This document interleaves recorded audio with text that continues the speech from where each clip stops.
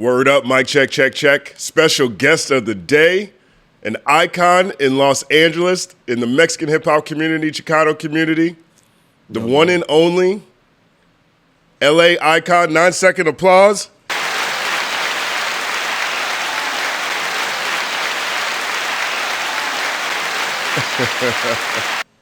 Word up. Thanks for joining me, man. Thank you for having me, brother. What's good? What's good, man? Yo, so we're at the end of the year, end of 2024, which was a wild and wacky year to me. Wild and wacky year. I've seen all kinds of things I've never seen before, and especially in hip-hop, take place in 2024. And, I want to give you a shout-out, just for all the great work that you've done previously with the food community, but just broadly speaking, documenting things that are happening in Los Angeles hip-hop, Mexican hip-hop, Chicano rap, and all the work you put in for a very long time. And for people who don't know, you've been a great resource and advocate and friend for projects that I've worked on, particularly with the Little Rob project, All to the Bueno. And to the legend Little Rob. To the legend Little Rob. 1 second applause for Little Rob. And so, and truthfully, you've given me a lot of insight on things that have been happening in that community that I just wasn't aware of. You're the first person to put me on to Peso. You're the first person to put me on to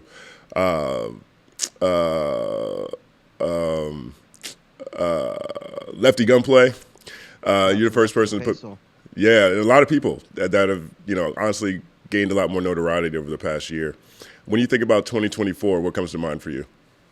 You want to know what? New beginnings, progress, things like that come to mind for me. For me personally, you know what I mean? Like you said, I departed from food community, which a lot of people thought could have possibly been the end of me because it was damn near similar to you leaving Hip Hop DX. You know what I'm saying? Like, what are you doing leaving possibly one of the biggest platforms of all times? Right. And, some say it's not greener on the other side, but it happens to be, buckaroo. Word up. 1 second applause for greener on the other side. But nah, yeah. I mean, obviously, Latino hip-hop has made tremendous strides this year, more so than any other year. Again, shout out to Little Rob. He's a trailblazer, to say the very, very least, and all the other gentlemen that I'm not mentioning at this particular instance, but shout out to everyone that came before Peso and Lefty Gunplay, and King Little G also, I would put in there. Yeah, big shout out to King Kendrick's Little G. album. Yeah, 100%. So we have GNX that just dropped this month, and one of the running narratives around Kendrick and how he's moved this year is that Kendrick sees everything. He sees everything. And if you listen to GNX, broadly speaking, there's a lot of subs or bars that could be taken in response to a lot of different statements. All kinds of things that have popped up. Fools are viral off of the narratives. Right. They're making narrative videos. This is what he meant by this. You're right. Super viral. Man, the content, we came up as content creators. I can't front on that. There's a lot to talk about. And early on this year, one of the things that really stands out to me about GNX, one is the mariachi singer at the beginning, and she's interspliced throughout the project. Lefty Gunplay, of course, Peso, of course, and it really feels like, when Tupac said it wouldn't be LA without the Mexicans, Black Love, Brown Pride in the sets again, right?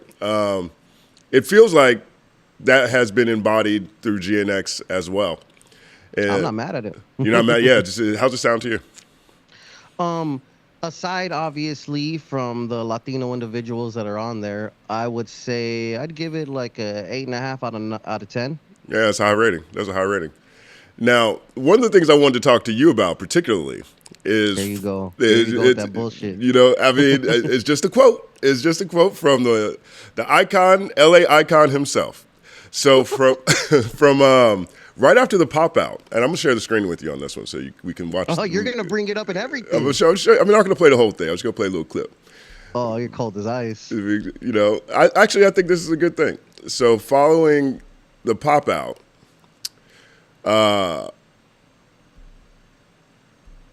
you were on. This was still when you're food community, right? This is my office, so where I'm sitting at the same desk I sat at right there. You know what I mean? So, right. Yeah. Let it rip. Right. Ahead. So this clip particularly went viral the day after the pop out. Now, the pop out was it was viewed as a massive moment of unity for Los Angeles. You know, it was viewed as a moment of unity, bringing different people from different sets on stage together to celebrate. It was on Juneteenth, right, which is Black People Day, for people who might not know. 1 second applause for Juneteenth. And this clip from your podcast episode went viral. Okay. United because there was not too many homies there. So me and Eyekon was on the phone earlier and we had this conversation. No, yeah, so basically I feel like the Mexican people were underrepresented there. You want to know what? What's up? What a time to be alive. What a time to be alive. Go ahead, ask away, brother. So that went super viral, incredibly viral. Now, before I get to my primary question, when you look back at that clip, what jumps out to you? I laughed. It was a nervous laugh because, you know, that was a very unique instance. I didn't mean to offend anybody when I said that, and it's unfortunate if I did. But what I did mean is that there was no LA gangsters on the stage. And although I may not have used those words and it was live, so it wasn't chopped and screwed and made perfect to try to get the point across, the point I was trying to make was that there was a lot of headlines that Kendrick united all of the LA gangs, and he couldn't have done that had there not been any Mexican gangs on stage as well. Right. And that got turned into whatever it got turned into.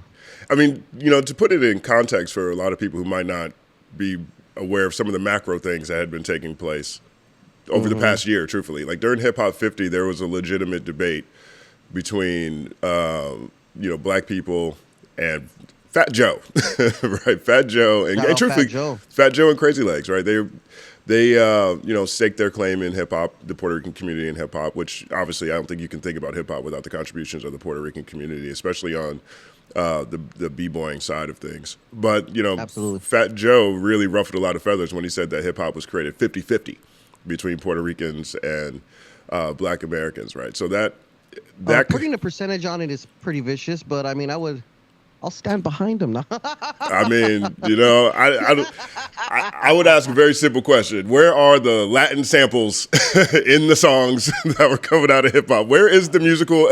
What kind of thing? But hey, that's a totally different thing. I'm not going down there. Yeah, that's a totally different thing. We don't have to do I'm that. not down. That conversation just got new life today with some new quotes from Fat Joe, right? But nevertheless, that's going on in the background, right? That started at Hip Hop 50. It moved into 2024. That was very much in the background. Right.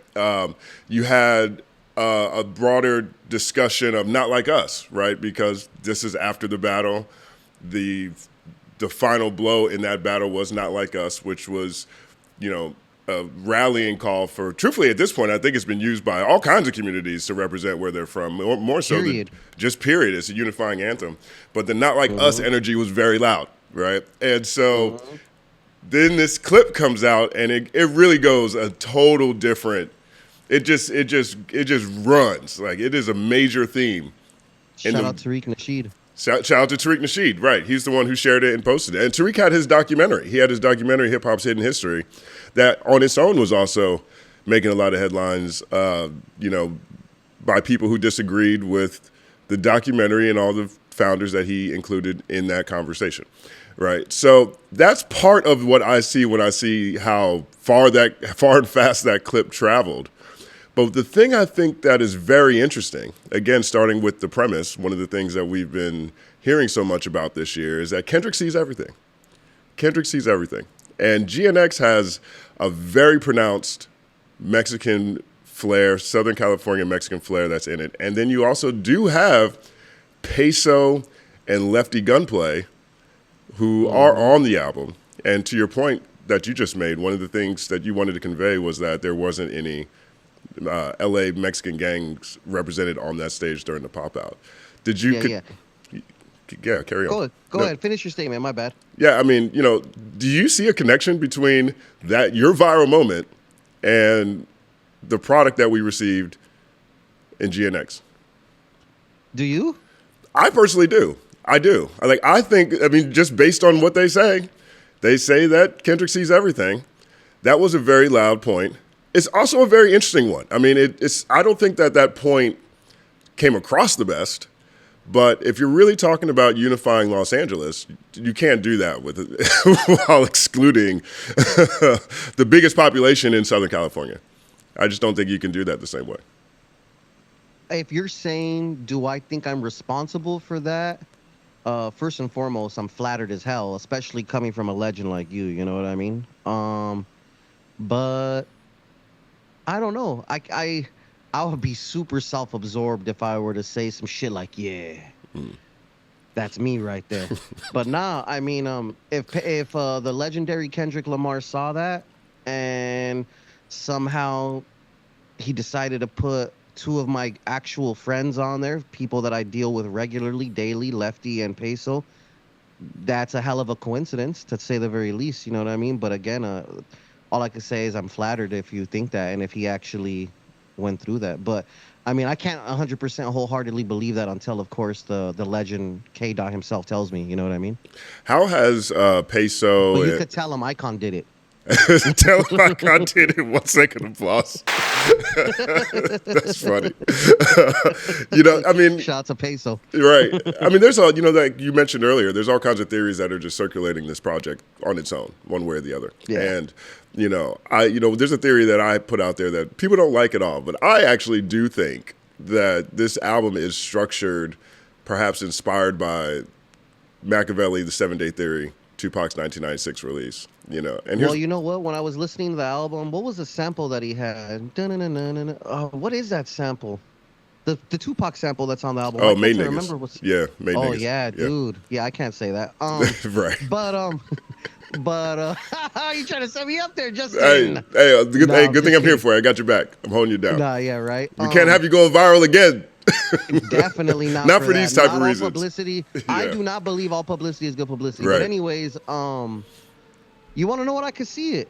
Now that you point that out, I could definitely see it. And when I heard that song and the way he got off on it, I could see it, and I'm not mad at it. You know what I mean? There's nothing wrong with Kendrick going off like that. You know what I mean? Again, there's maybe like 5 songs that I particularly like. Mm-hmm. I'm not saying I skip through any of them because I'll let it rock, but there's 5 or 6 that I will pull out and put on a playlist per se. You know what I'm saying? Right. Yeah, I mean, and that album had "To Live and Die in L.A." on it, which really captured the broad culture of Los Angeles, particularly, So it seems like, and I say that for a number of reasons, right? One, both albums have 12 tracks. Both projects, the previous release was a double disc. You had All Eyes on Me and Mr. Morale, Big Steppers. There are parallels between 1996 Pac and 2024 Kendrick.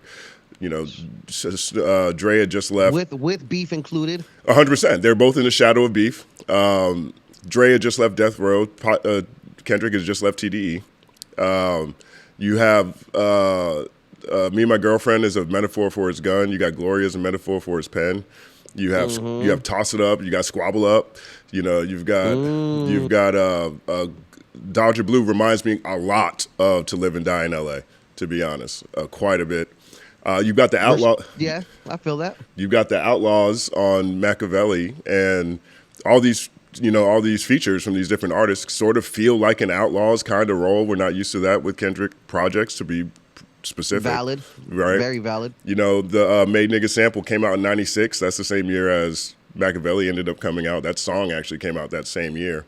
And, probably, one of the, you've got, and then you have like Reincarnated, that's actually him going into his Tupac bag. So I feel like there's a lot of parallels between those two projects, and it would make sense. You're saying people don't like this perspective? Oh yeah, people just tell me it's a reach or whatever. I'm like, it could be a reach, but it tracks to me. I mean, that's a lot. I don't know. You made a lot of valid fucking points. That's a lot. That tracks quite a bit, if you ask me. 1 second applause. Thank you, Eyekon. So, but hearing the mariachi singer and seeing Lefty and seeing Peso on there really does feel like the album is intended to represent all of Los Angeles and Southern California. I feel it. I'm not mad at it at all. Yeah.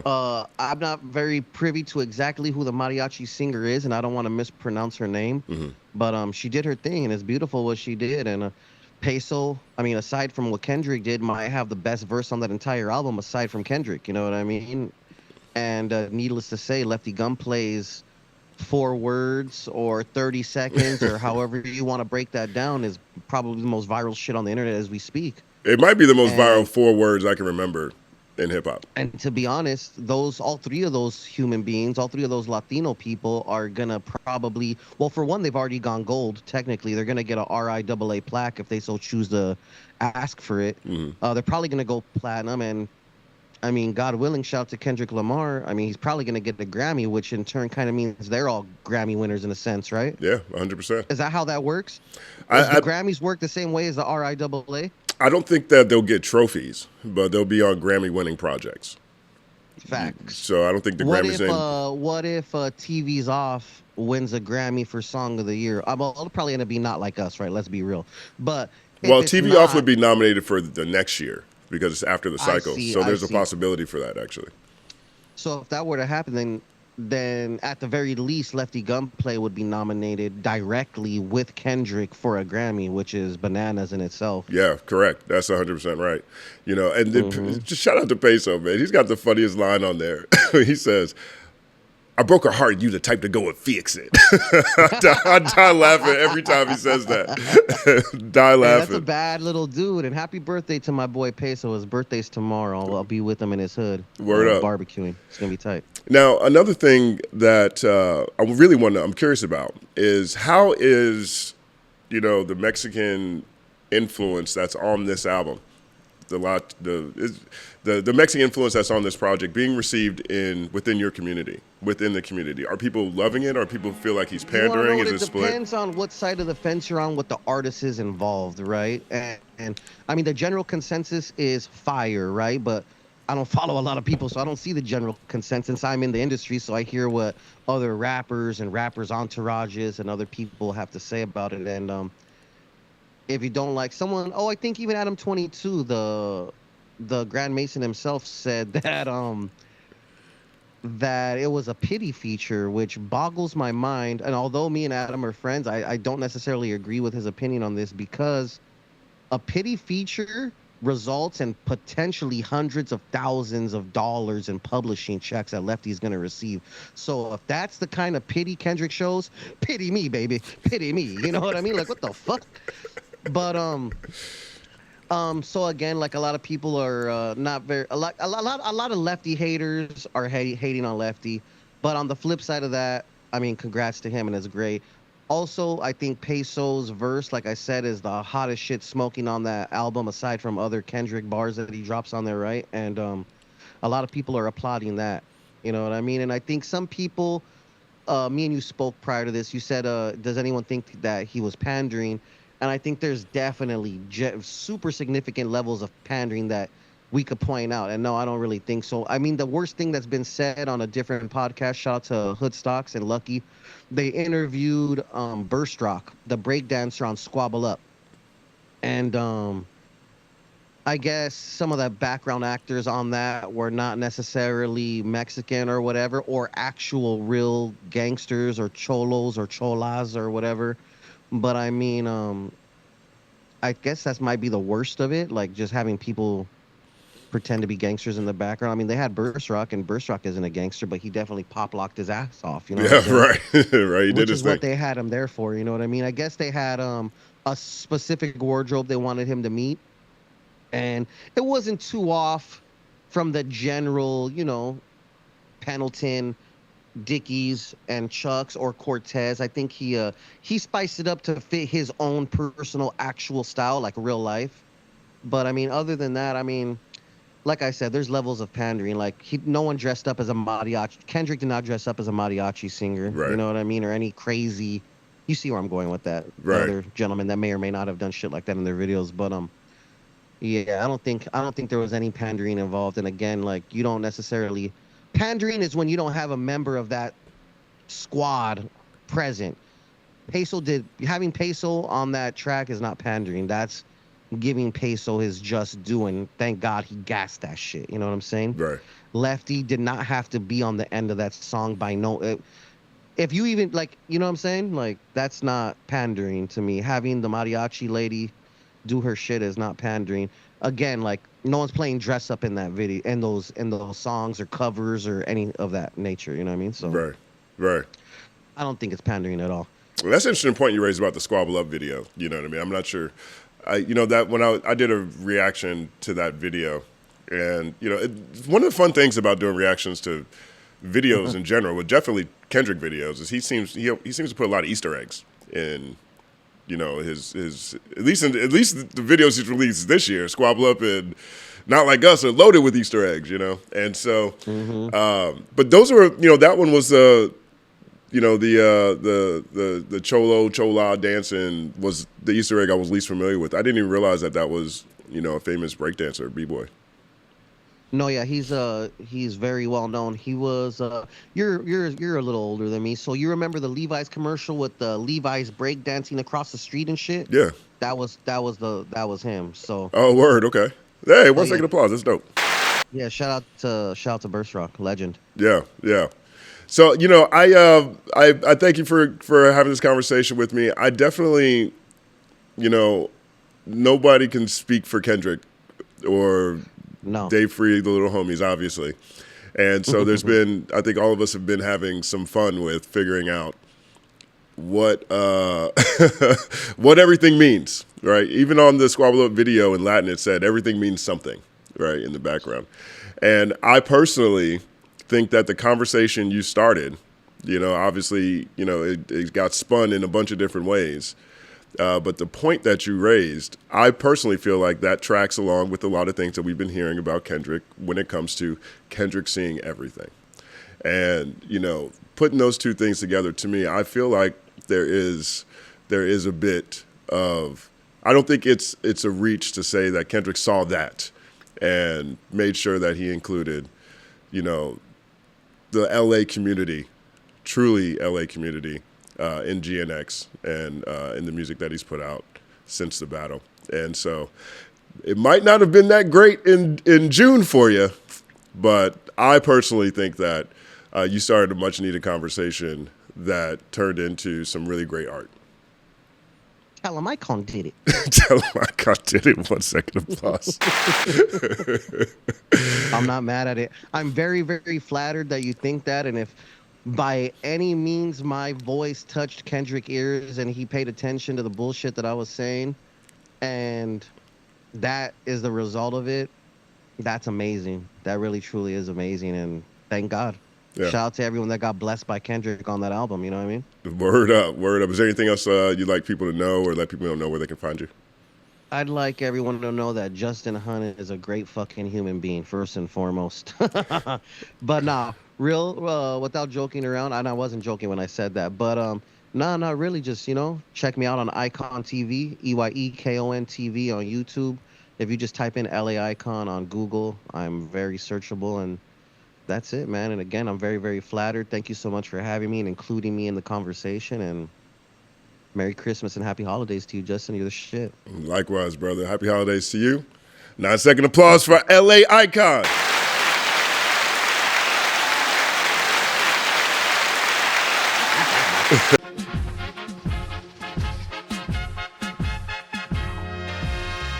Justin Hunte is here, it's all happening. Justin Hunte is here, it's all happening. The mathematical breakdown of this mighty game of rap we in. It's boom bapping. Systematical culture views, it's radical, it's all happening. Shaking hands and dapping them. Light through the lens of hip hop, from trip hop to yes, y'all, you don't stop, you don't stop. Justin Hunte is here, it's all happening. It's all happening, yes, it's all happening. Justin Hunte is here, it's all happening. It's all happening, yes, it's all happening.